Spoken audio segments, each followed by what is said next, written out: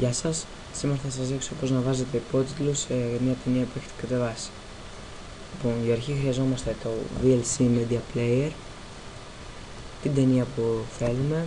Στην προκειμένη περίπτωση έχω κατεβάσει το The Matrix Revolution και φυσικά τους υπότιτλους για να τους ενσωματώσουμε. Λοιπόν, έχουμε δύο τρόποι τώρα για να δούμε την ταινία με τους υπότιτλους.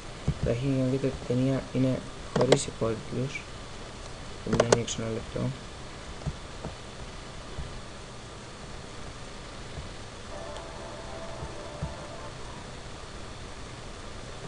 Ορίστε, δεν εμφανίζονται υπότιτλοι.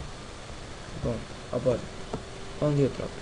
Ο πρώτος είναι να ανοίξουμε το VLC Media Player, να πατήσουμε εδώ Play πολύ μέσα και εδώ Play Open Advanced.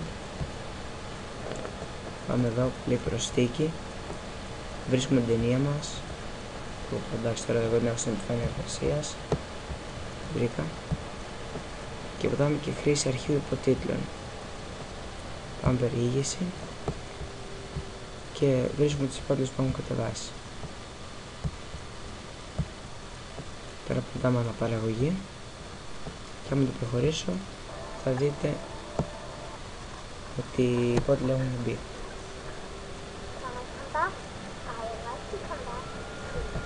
Λοιπόν, ο δεύτερος τρόπος τώρα για να ενσωματώσουμε τους υπότιτλους είναι μέσα στο φάκελο που έχουμε την ταινία να βάλουμε και τους υπότιτλους και να δώσουμε στους υπότιτλους το ίδιο όνομα που έχει και το αρχείο με την ταινία.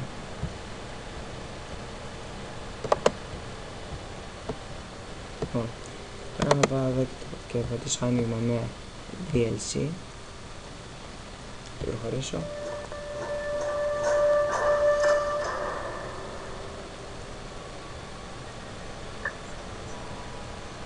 Θα δείτε ότι πάλι έβγαλε τους υπότιτλους.